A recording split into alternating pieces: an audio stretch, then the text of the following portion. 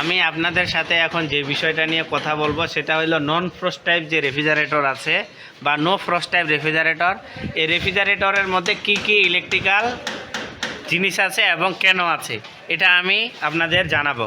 তো প্রথমেই আসতেছে কি থার্মোস্ট্যাট তো থাকবেই, হ্যাঁ, টেম্পারেচার কন্ট্রোলিংয়ের জন্য, নির্দিষ্ট পরিমাণ ঠান্ডা বজায় রাখার জন্য।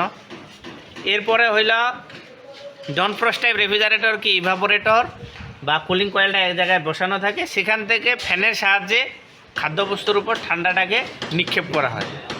তাহলে ওখানে যেহেতু কম্প্রেসর চললে ঠান্ডা আসবে, ঠান্ডা আসলে একসময় বরফ আসবে, বরফ আসলে এই বরফটাকে গলানোর জন্য কি থাকবে, টাইমার এবং হিটার।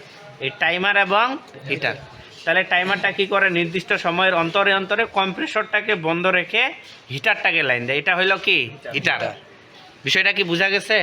তো এখন কথা হচ্ছে যে কম্প্রেসরটাকে বন্ধ রেখে হিটারটাকে লাইন দিল, ধরেন ওই সময়ে কি নাই, বরফ নাই, তাহলে কি হিটার চলার দরকার আছে? তাহলে এই যে বরফ থাকলে লাইন দিবে, বরফ না থাকলে লাইন দিবে না, এটাকে বলা হচ্ছে cooling overload protector. Cooling overload protector বা ডিফ্রস্ট থার্মোস্ট্যাট। ডিফ্রস্ট থার্মোস্ট্যাট মানে কি? ডিফ্রস্ট মানে হলো বরফ মুক্তকরণ, বরফ মুক্তকরণ সুইচ আর কি, ডিফ্রস্ট থার্মোস্ট্যাট বা কুলিং ওভারলোড প্রোটেক্টর। এখন তাহলে কি এই টাইমার কম্প্রেসরকে বন্ধ রেখে হিটারকে লাইন দিল, ঠিক আছে? এবার বরফ থাকলে হিটারে লাইন যাবে, বরফ না থাকলে লাইন যাবে না। এটা কাজ করে কে? Cooling overload protector.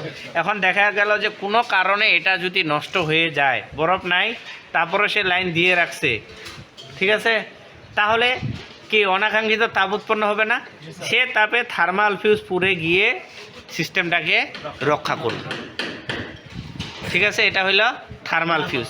এরপরে হইল রিলে আর আপনার ওভারলোড প্রোটেক্টর, এটা তো থাকবেই কম্প্রেসরে। এরপরে হইল ডোর সুইচ। এই ডোর সুইচের কয়টা প্রান্ত হবে? 3টাও থাকতে পারে, 4টাও থাকতে পারে। যদি 3 প্রান্তের হয় তাহলে এখানে 3টা প্রান্তের একটা হইল কমন, যেটা যাবে নিউট্রালে, ঠিক আছে?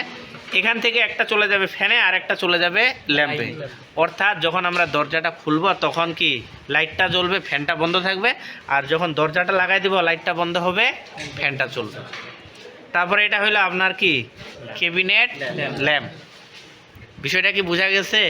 এরপরে হইল কি অভ্যন্তরীণ বাতাস সার্কুলেশনের জন্য বা ঠান্ডাটা সরবরাহের জন্য কি ফ্যান, কুলিং ফ্যান বা সার্কুলেশন ফ্যান।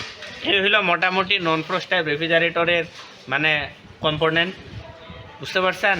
তাহলে এর পরবর্তীতে আমি যেটা দেখাবো সেটা হলো আপনি কিভাবে প্রত্যেকটা জিনিস চেক করবেন যে ঠিক আছে কিনা।